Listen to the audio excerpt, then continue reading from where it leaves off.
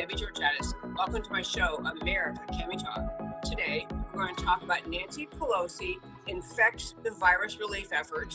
Women Leader Series, Konni Burton joins me. She's the founder of the Texan independent newspaper.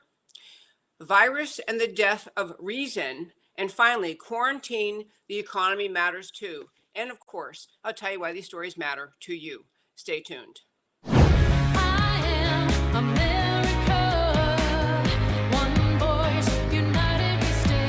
Debbie Georgatos, host of America Can We Talk, is an author, attorney, and political analyst whose mission is to inspire the American political conversation about preserving liberty in the best country on earth.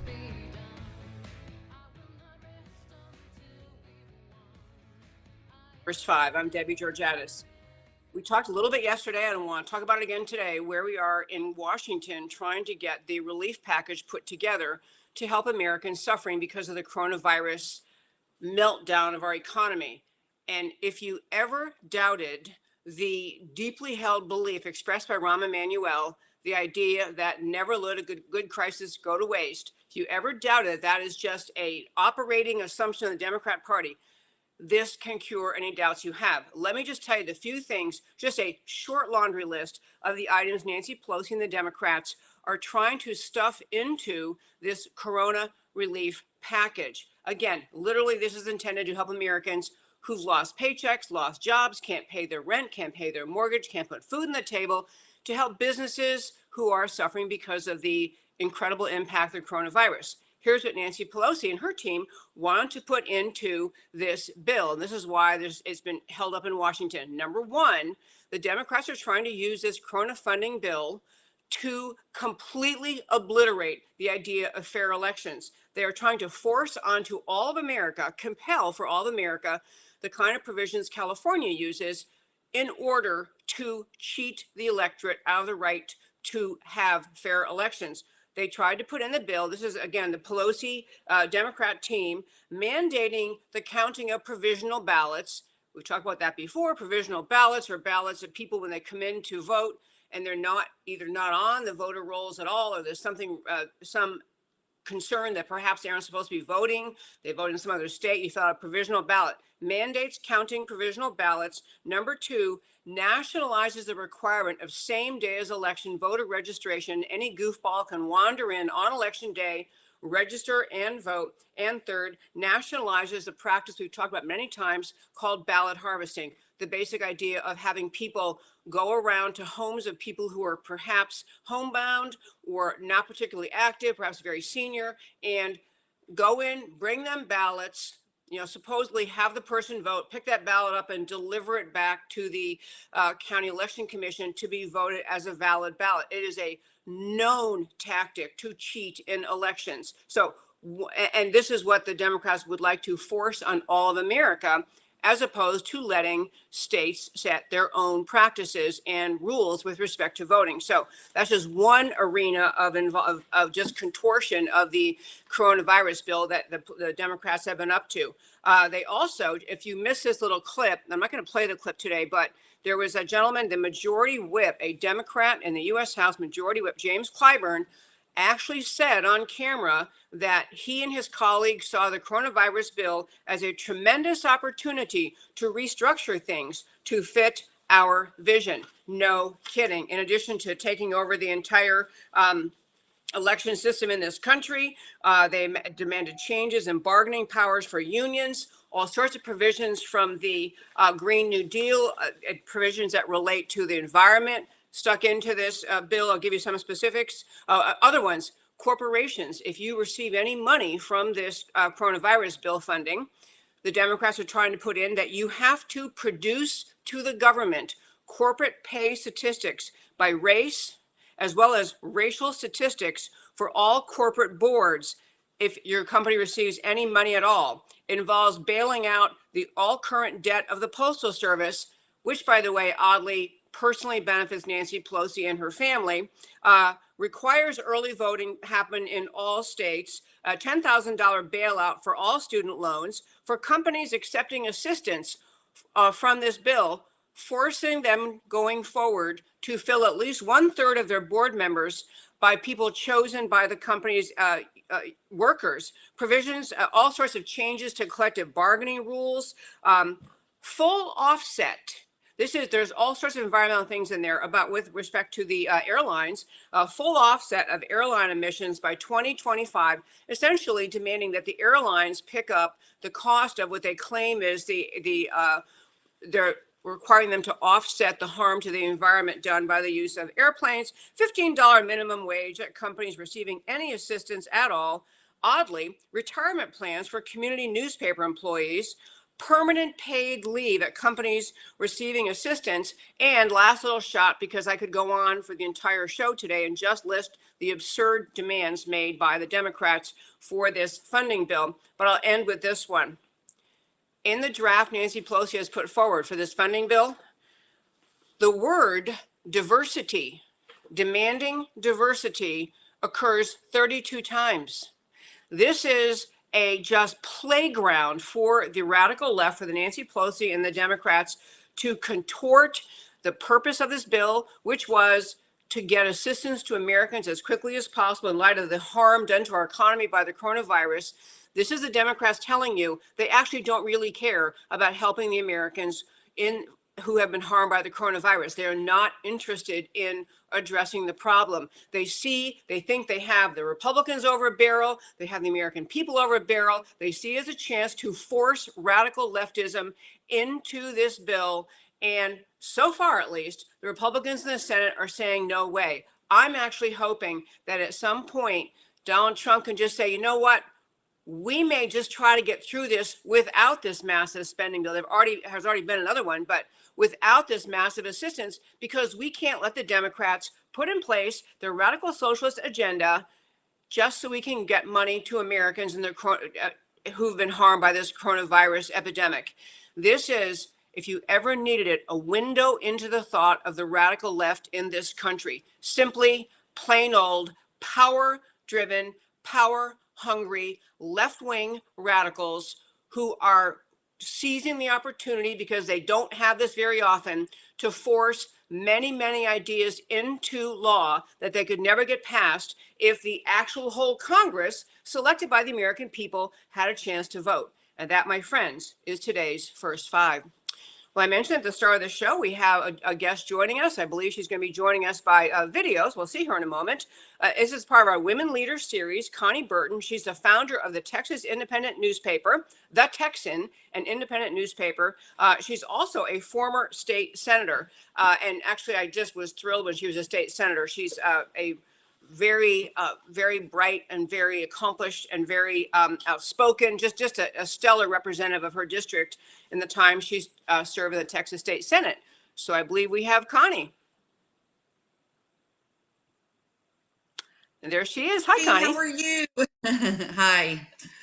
Hi, I'm well, and I'm so glad you're here. Well, you know, I love the idea that you, after you left the Texas State Senate, you started your own newspaper. This is called The Texan. It's an online paper, and I could read a bunch of things about it. But just to start with, why did you decide to do this after you left the Texas State Senate? Right. Well, I think most of your listeners would understand the frustration that we all who are right of center have with legacy media outlets.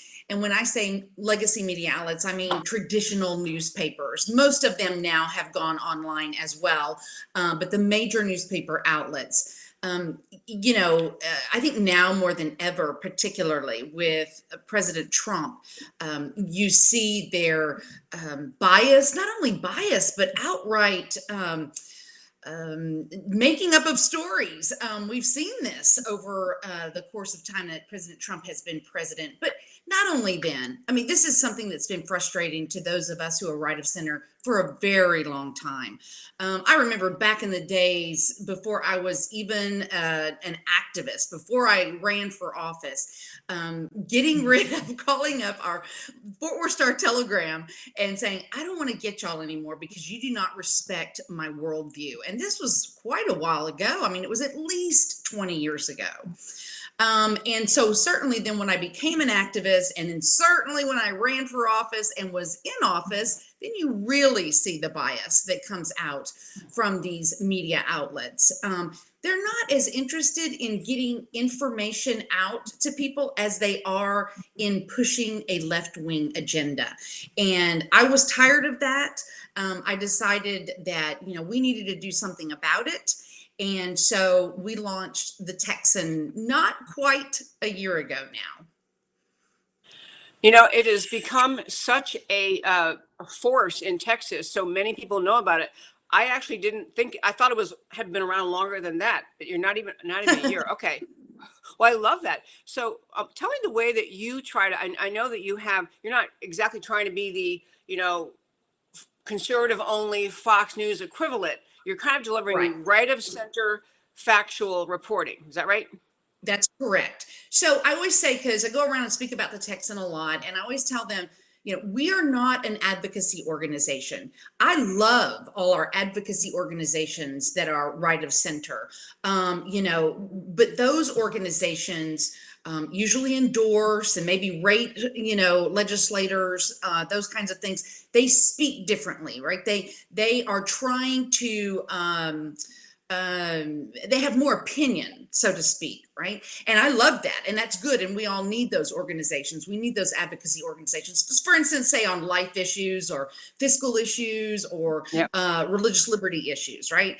But what we don't have on the right is a straight news organization that will give you the facts, but give you the facts from the right of center perspective. And let me help you to understand it in case your viewers are kind of confused by that. We talk about stories that the legacy media outlets ignore. They either ignore, or when they speak about it, they couch it in different ways. For instance, illegal immigration, border security are very, very important to right of center Texans. And yet most all news outlets in Texas, legacy news outlets, report it in a way that as if you don't support, say open border type of policy, you are racist, right? Yes, exactly. In those kinds of terms, right? They use terminology that's ridiculous for abortion, reproductive health care. Those of us on the right don't consider abortion reproductive health care. At all, yes. Exactly. So what we see all the time is the legacy media outlets perpetuate what left of center, the Democrats push, right? It becomes their language as well. And it basically, does not respect that we have a different viewpoint on border security. Oh, we're concerned about drugs coming across, illegal immigration, sovereignty of the country. I mean, we have trafficking, reasons. Yes, we have real legitimate reasons for standing on particular issues, but that never comes across in legacy media outlets. Now, again, that's not to say when we write articles that we hit people over the head with that. We just, again, we write the article from the perspective of, national sovereignty, why we're concerned about it, the laws that are in place, why, those kinds of things. So we show it in a way that's respectful to right of center. And we also talk about stories that frankly, left of center legacy media outlets just don't even cover. Yeah, I also noticed you had, I looked through some information about what you are, when you go and speak, you talk about it. So you also do some kind of little mini interview podcast kind of thing also. Is that right? Can you talk about that? Thank you. Yes. So we also, in addition to all our content that we have on our website, which by the way is the Texan.news. So when you go to the Texan.news, we've got lots and lots of content there for you to take a look at. But if you continue to scroll down, we also have video interviews that we do. And, I've done them with Congressman Crenshaw. We've done them with House Rep Kyle Biederman. We do it with, people in the community, anything that has to do with the political world. We have interviews And like, for instance, we had a whole series of them, very hot race in Austin before the primary election. All the Republican candidates that were running in the primary it's a seat that's traditionally been safe red, but it turned blue last election cycle. And so there's a lot of Republicans that are coming in to try to win that seat back. So we had an interview with all of the candidates so people could see it. Another one that might be interesting to a lot of people is, we have a race for this Republican state chair. And I interviewed Colonel Alan West and James Dickey both separately and just tried to ask them the same kinds of questions so that, if you're a delegate and you're going to the convention, that might be helpful as well. That was very good. Yeah, very, very good. So I do want to ask you about some specific topics that I happen to see articles in the Texan. And again, it's the Texan.news. I had that down to tell people because I do want people to go look at it afterwards. But I do want to ask, so you employ people. I mean, you've got reporters who go out and Yes. cover stories and write stories, correct? Okay. Yes. So That this is right. obviously So- is that. Go ahead. I'm So sorry. it ain't free. So that's okay. So you got to have subscribers to pay these people who do the work, right? That's correct. My husband and I, when we look, it's probably not surprising to most of your listeners and viewers that right now, most media outlets are going under. And here we are opening a media organization, right?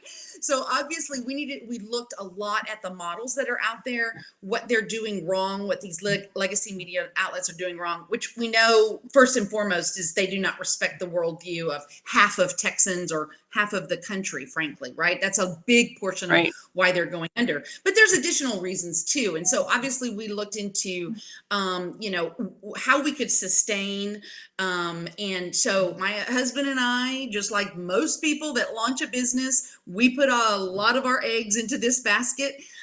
We have launched it. We, are putting the seed money to get this baby started. That's how much we believe in this, that we believe Texas needs this. And we've got an editor. We've got 3 staff writers in Austin. We've got an outreach director. We've got an IT marketing guy. We've got our operations director. We've got freelance writers in other areas of Texas. We have got people that we are paying. We have a payroll. We are a legitimate business. We are not, a couple of people who sit behind a computer, right?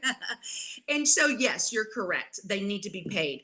And so how we are functioning is we are a subscription site. And frankly, Debbie, you probably noticed as well that most of these legacy media outlets, it's just like back in the day when we subscribed to our newspapers. Sorry about that. We subscribed to our newspapers and it came on our driveway every morning. Now, they're all going to a subscription based online as well. And the reason we're doing that is because we want to be accountable to our readers and to our readers only.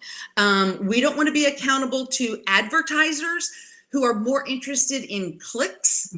Therefore, your headlines need to be sensationalized. That's where we get this clickbait that so many of us get so tired of. When you open it up and you read it, it doesn't have anything to do with what the headline was. That's all that advertisers really care about is the number of clicks.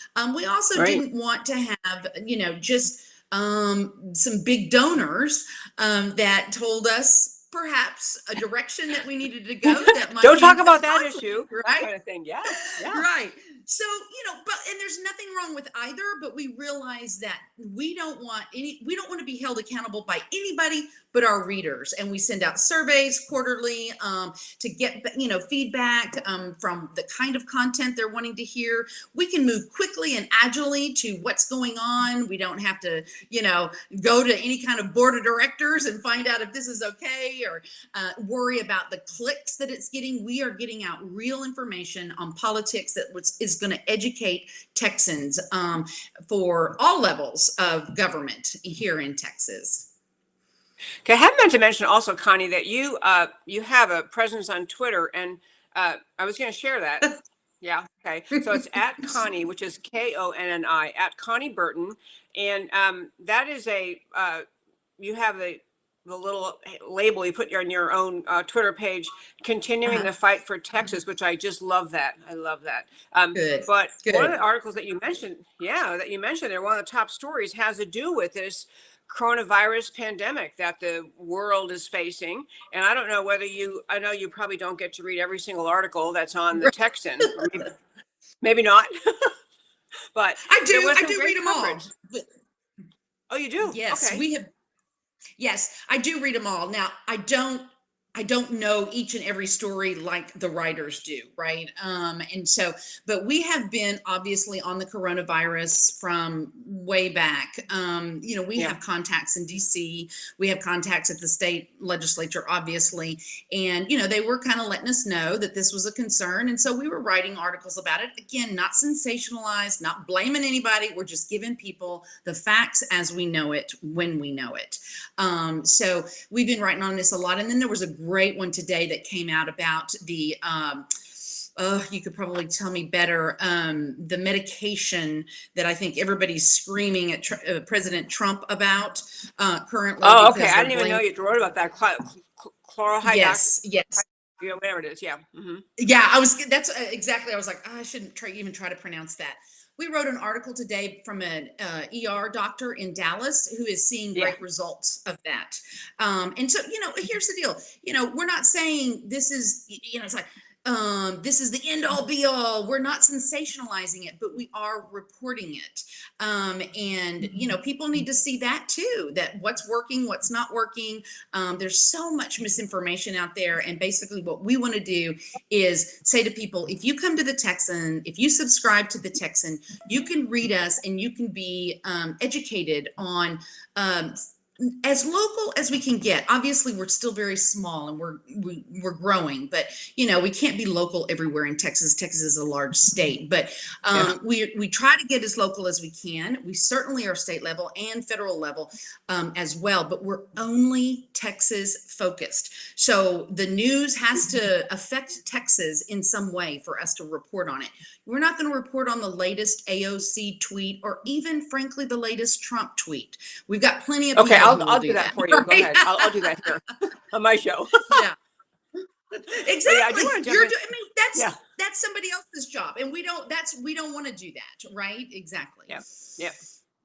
On that story, though, on the coronavirus, broadly speaking, one thing I was grateful to see in your paper was an article by someone who was talking about, because we live, as I told my listeners, and we have listeners, Konni, I think around the country. In fact, I don't even know if the majority are in Texas, so it's a nationwide show. But of course, I talk about Texas because we live here, and here in Dallas County, where I live, we are under a shelter-in-place order. You literally are not supposed to go out except to the doctor or the grocery store, things you have to do, otherwise stay home. And there was great controversy about the issuance of that order. And one article you had in your newspaper, which was just very well written, was explaining where the information came from on which the Dallas County Commissioners Court based that order. The county judge based that order. It was a shelter-in-place order, but it actually came from the statistics handed out by the county to justify this shelter in place came from a private organization, COVID Act Now, not the CDC, not the state health department, but a private organization, which that's a great example to me of the value of your paper, because I think most Texans, most Dallasites assume, well, if they're saying this, they must have good recent data that is official, that is coming from the government. But it's not. It's a private organization that has, it appears, and their numbers are not consistent with what the federal numbers are, CDC numbers are. But your writer's article, I've forgotten who wrote this, but basically was pointing that out. This came from this, with not even a judgmental adjective. I might have added in a judgmental adjective about that site. But anyway, your person just said, hey, here's where, I know, but here's where it came from. And, so judge accordingly. I thought it was just a great example of what your newspaper does. Really stellar. Right. Thank you very much. It's interesting as I go around talking about the Texan, I think it dawns on everybody how, when I speak, I say, we just want to give you the facts and then you make up your own mind, how you feel about that. And everybody just kind of goes, thank you. All right. Mm-hmm. I mean, they likely, all of us who are right of center likely will end up at the same place. Maybe not. Maybe there's some nuances there, here and there. But a lot of people are tired of getting opinions shoved in their face everywhere. Now, if they go to this site or this site, and then the text, like for instance, what I see a lot is people will want to watch a show, people will want to listen to this personality, right of center This personality, pundit or something, and, yeah. yes, exactly, and then they'll want to read the Texan, right? But what they're tired of is picking up the Houston Chronicle day after day after day, and it just be this whipping horse of it against right of center Texans. And so it's very nice that people can pick and choose where they want to get their information. But like I said before, they haven't really had a straight news organization from the right. And so we see us as complementing the other, information sites that they may go to. Okay, you had a very polite and nice term you used. I wrote it down, the legacy media outlets. I sometimes call them the Democrat media mob, but you don't have to call them that. I can call them that. But on this note, Konni Burton, first of all, I want to commend you again because you are widely known in Texas as an activist, as a state senator. And so honestly, after that, you could have said, hey, you know what, that was fun, I'm done. But taking this up, getting this newspaper going was really a way for you to say, I'm staying in, not to fight for precisely what I want, but for people to be informed and to be activists and to have a factual place to go so you can be a good activist, an honest activist. So I just commend you. What a great thing. And again, the website for it is thetexan.news. And I'll tell everybody we are on, of course, Facebook and of course, Twitter. And we even have an Instagram page as well. So look for us on all of those social media sites. Please like and follow us and share our articles, because the more you share them, the more we get the word out and the more successful we'll be and the more reporting we can do. And on that note, Konni Burton, thank you so much for joining me today. Thank you, Debbie. You're always awesome. Thanks so much for reaching out to me. I appreciate it.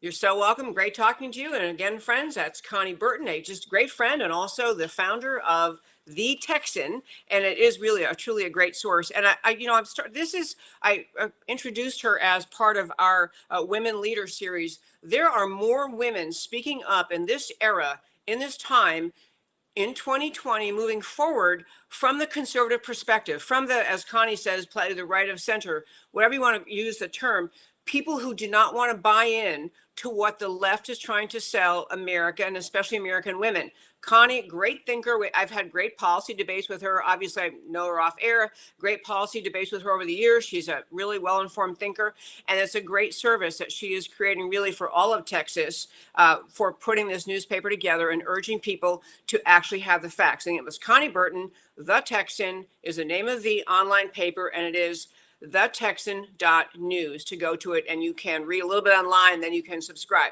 So wanted to thank her for doing that. I'm grateful to have the opportunity to talk to her.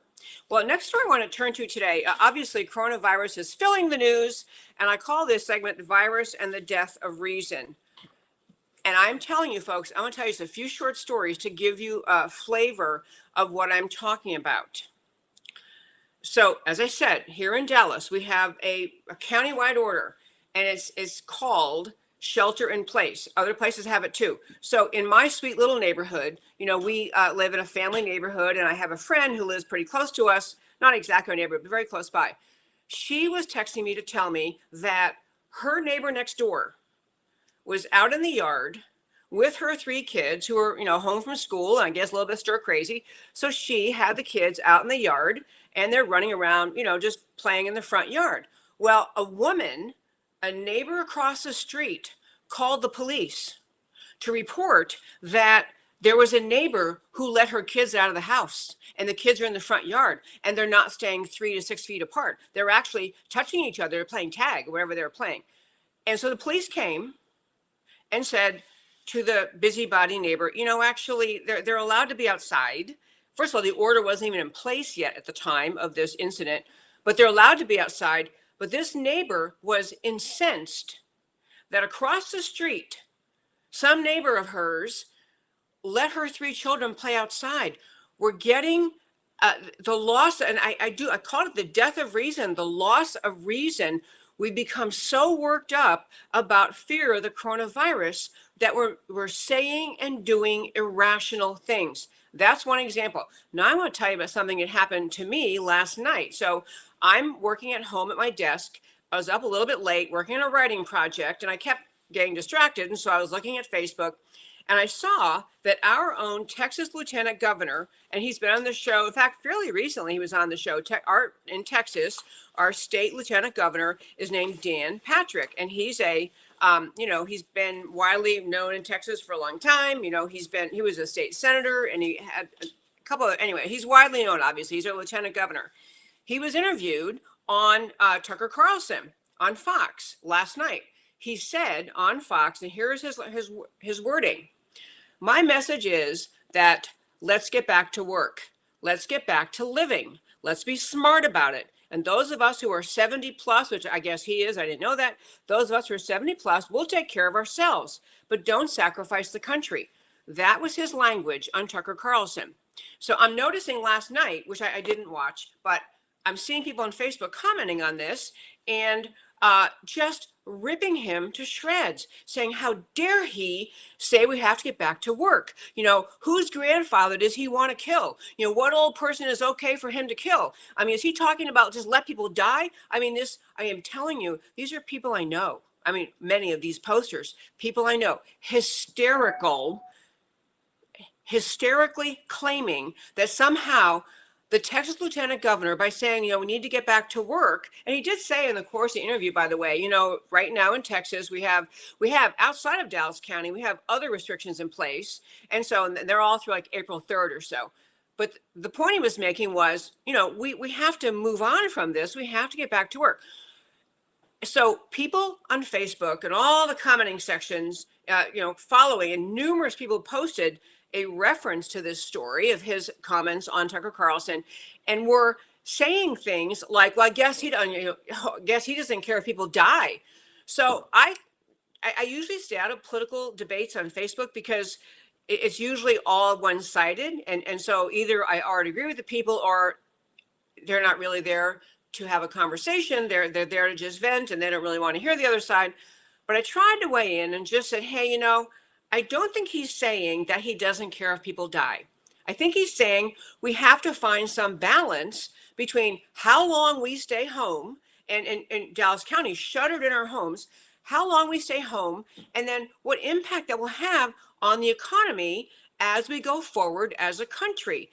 And, at some point, if everything is shut down and we get to the actual point of a major recession or a major stock market crash or a major depression, even back to depression era thinking, and we have people losing their homes, losing their jobs, all sorts of horrific things falling on, we might want to agree that you can weigh in the damage to America, to our economy, and somewhere in the calculation, weigh that in with the threat to people who are over 70 or have some other vulnerability to the coronavirus, that maybe we can adapt our policy to address those kinds of concerns, that we could balance things, and we can't keep businesses closed forever.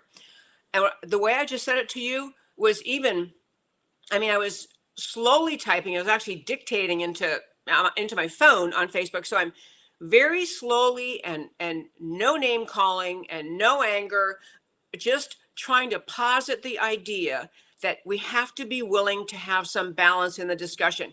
So that discussion went from people I actually know saying, oh, so you don't care. So if your grandmother dies, I guess you don't care. Or you value money more than life. Admit it. You value money more than life. And I'm like, no, actually, I don't value money more than life. But the economy isn't just about money. It's not just about how big is my 401k, which, by the way, is not very big. How big is my 401k? What's happened to my investments? That's not what I'm talking about. I'm talking about the way we function as a country, that people have jobs, that they go to work, and if they work hard, they get paid, and they get a paycheck, and they take it home, and it allows them to pay their rent and their mortgage, and to buy food, to put food on the table, to take care of their families, to live life in the American dream. That's what we're talking about. Because at some point, if all the businesses, and in Texas, most businesses are shuttered, most businesses are closed. Restaurants can be open. You have to do drive-through only. You can't sit down in a restaurant. Just at some point, all these people sitting home, then the ripple effect of not getting a paycheck. So you can't, when you get home, you can't pay your mortgage or your rent. And so your landlord or your mortgage holder has to decide, what am I going to do? I'm not getting paid. And then the people that you normally take care of, your children, don't have what they need. I mean, the ripple effect of an economy just grinding to a halt is a human issue. It's not about money. It's not a money issue. It's not about being greedy. In other words, all the people who were critical of Lieutenant Governor were saying greedy, selfish, mean, only thinks about money. People, I really want to encourage you, because I think these arguments are a little bit more, they tend to appeal more to women. You know, that women have this nurturing, we want to take care of people, we think of our parents or others we know who may be vulnerable, have some susceptibility to possibly having a bigger problem dealing with coronavirus. We have to be able, and I said, I kind of gave up at one point. I just said, this is why people can't have conversations, because no one's talking about the issue. All you're doing is kind of name calling and attributing absurd motives, like Lieutenant Governor doesn't care if people die. I mean, just how flaming out of it do you have to be to say something like that? You may disagree with the policy.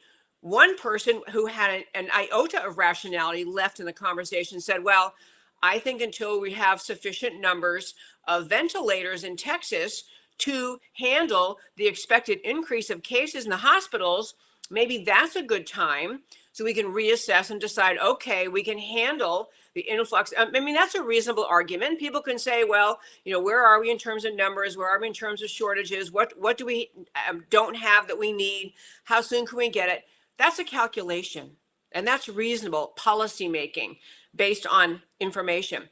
But what you are hearing out of many people, even on the right side of the aisle, and I mean that in both ways, the word right, the conservative side, the GOP side, and the correct side of the aisle, is you hear compassion out of everyone, but you're hearing from some people on the right side of the aisle that any possible talk of weighing in the calculation of when to remove these shelter-in-place orders, any calculation that includes a concern about the downturn in the economy and the impact on people, is only an argument you would buy into if you're greedy and selfish and only care about money and not about life. I said in closing that discussion with these people last night on Facebook, you can care about life and want to protect people, at the same time recognize that that one way we care about people is make sure they have a country to live in and jobs to go to. So I'll tell you one other kind of irrationality, the loss of reason with respect to this coronavirus and how we're handling it in America. And that is this. So I have a really good friend who moved to California, and she's a conservative. And she was writing about in California how they are doing two different things. But she's saying, how are we supposed to handle this? One is they are releasing from jails countless, I think her number was 70,000 people. No, I'm sorry. No. They're releasing over 600 inmates. It was 600, 70,000 was something else she's talking about. But over 600 inmates from jails, and instructing officers to cut back on who they arrest. So they're letting criminals out of jail. They're also rounding up homeless people and putting them in hotels, which of course the state pays for the rooms for these homeless people, which means the taxpayers pay for hotel rooms for the homeless people. And she's getting at, where is the fiscal reason here? My communities can be more dangerous. I got inmates, wandering in the streets now. We have actual people being let out of jail. And then compounding that, we're going to have to raise our taxes, or in some way, the people, because the government has no money. Whenever any government says, let the government pay for that. Whenever any advocate tells you the government will pay for that, what they mean is you, the taxpayer, will pay for that. She's just saying Are you freaking kidding me? Where is the money going to come from? And we all know the answer where the money is going to come from is the taxpayers, the ones who actually go to work and pay their taxes. Two last points I want to hit before I turn. I do want to get to a brief segment about the quarantine and the economy, just a couple more points on that. But I want a couple other in this little segment about how we've been driven into insanity, or I didn't really call it that. I called it virus and the death of reason. So there was a headline today that says the United States, this is the quote, the U.S. was more prepared for the pandemic than any other country. Now, you might think that I took that headline from a Donald Trump speech. You might think that. Well, Donald Trump probably said some crazy thing like, oh, yeah, America was so well prepared. That's actually the result of a study that was released today by Johns Hopkins University. Johns Hopkins, one of the premier universities in the nation, massive international study. The United States was more prepared for a pandemic than any other country in the world. Thought you might want to know that, because and keep that in mind when you hear people who just spend their life, their political life, their Facebook life, their conversational life, demeaning, criticizing, mocking, and hassling and critiquing and just trying to obliterate Donald Trump because of the way we've handled the coronavirus. And actually, America was the most prepared. And I have a list of 24 or 32 great things the Trump administration has done to handle this virus. The nation is handling it. The nation is responding. That's a great thing to know. Even Johns Hopkins, no friend to conservatism, had to come up with that. The last little point I wanted to get to, and this again is on the subject of the quarantine and the various rules in place around the country and the economy. President Trump gave a speech today. I did not get to tune into it. Noonish, I think it was, back east. But anyway, gave a speech and basically said the same thing that our Texas lieutenant governor said, which is we have to have a date certain to get back. We have to get the country working. We have to get the country moving.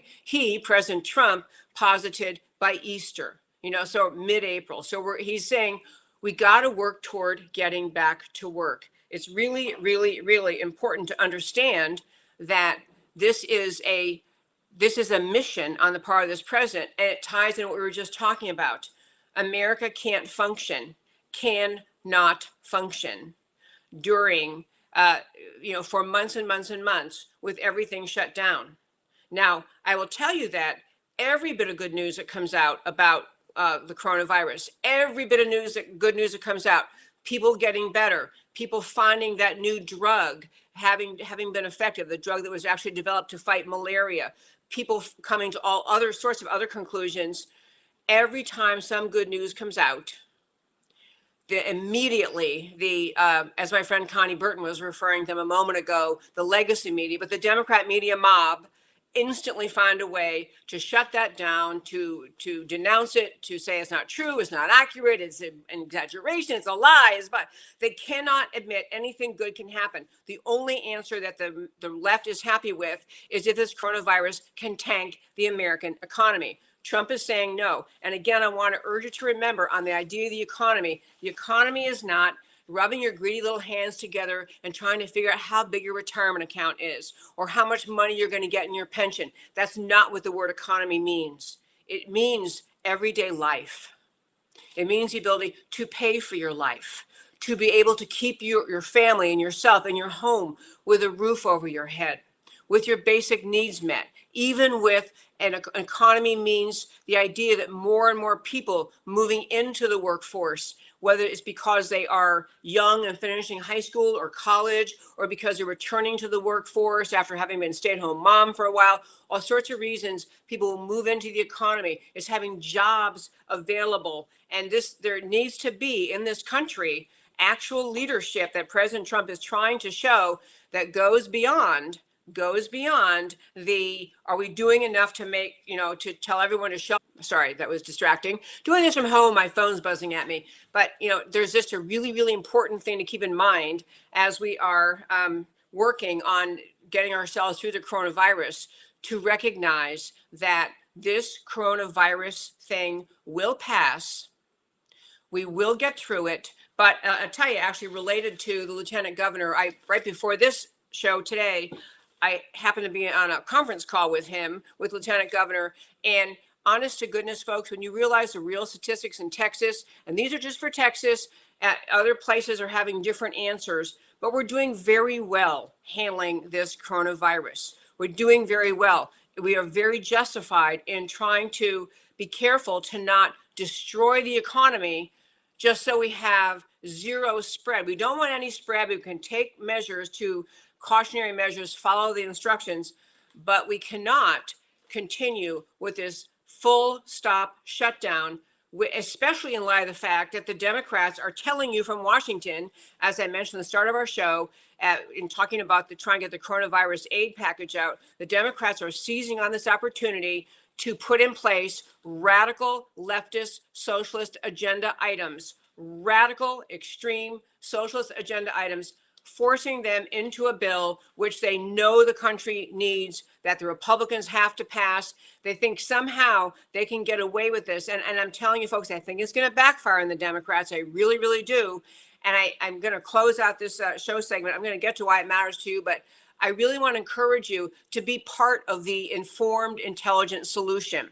I'm going to be sharing data on this show on Thursday about where we really are in terms of numbers and statistics, where we are in terms of the number of deaths we've had and cases contracted, and how we're doing handling them, and what percentage of people being tested end up not having the virus. And just to encourage you, do not let the media get you caught up in this hysteria and hype that is truly very, very harmful to our country, to our economy, really, and to everything we're trying to do to keep our country together in the course of this amazing, very, very troubling time. It's vital that all of us be informed, stay calm, follow the instructions, do not get caught that we're supposed to do the hand washing and all that. Do not get caught up in the hysteria, and do not get shouted down like I kind of figuratively was last night on Facebook. Do not get shouted down by the people who are so afraid about the virus that they're perfectly willing to let the economy tank in order to completely eliminate the threat of coronavirus. In fact, I'll just tease this a little bit about the conference call I was on. To be really clear about the coronavirus, we are going to get through it. We're going to have warm season come. We're going to have summer. We're going to have heat and humidity tend to kill viruses. But we're also to understand viruses, they may go away for a season, but like the seasonal flu virus, it will come back. Next year we have the seasonal flu virus every year. We have the flu season. This coronavirus may come back. We cannot assume that we can all shutter in place until the virus has been completely eliminated. Because if we do that, we will have eliminated our country.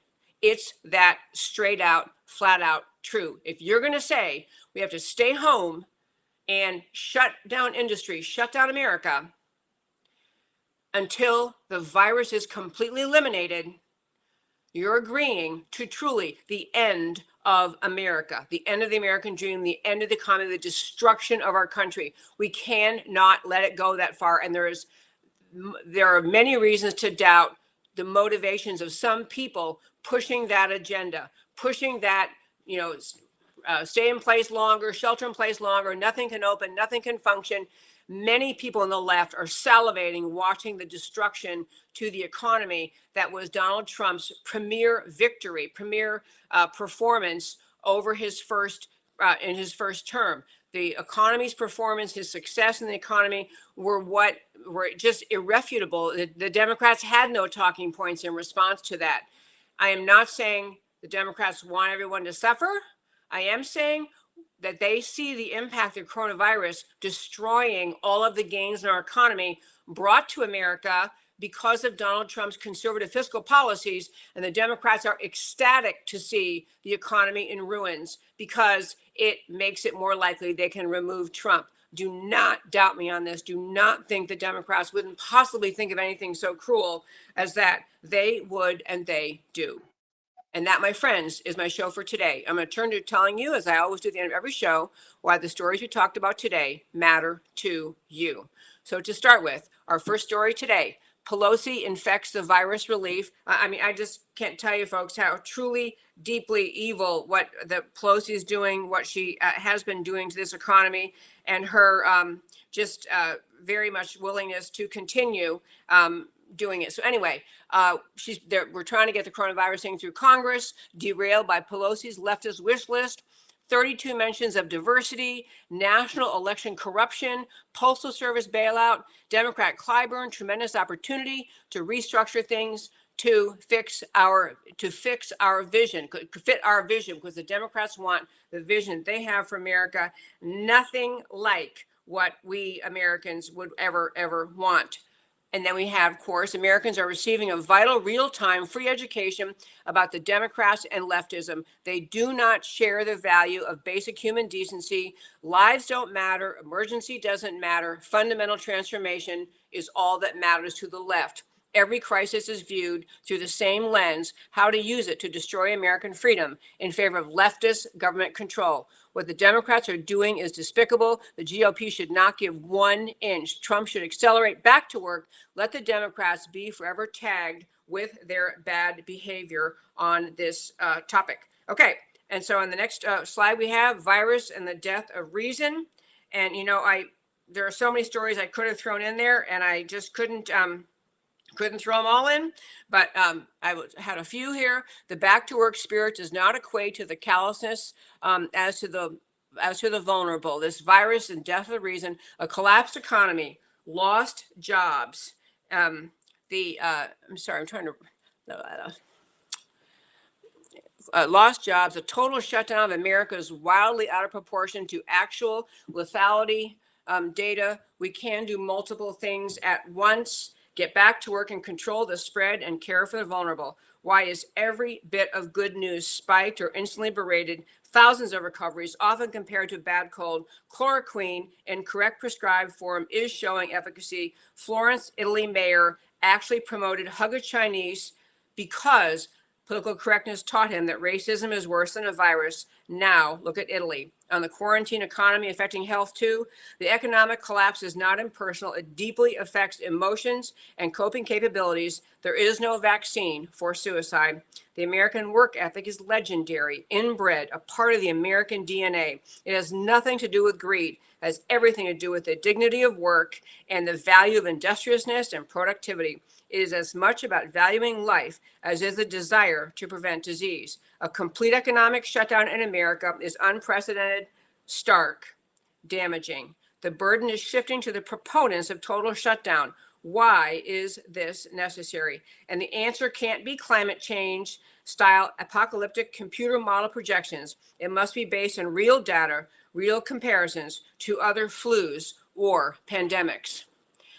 And that, my friends, is America Can We Talk for today. If you couldn't tell, this is our first show doing from home, and we're in the middle of this shelter in place in Dallas. And so I'm doing the show from my home. And Matt, the wonderful producer, I thank him so very much. He's producing the show from his home.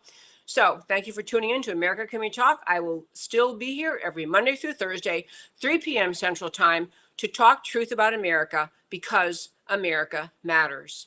I'll talk to you next time.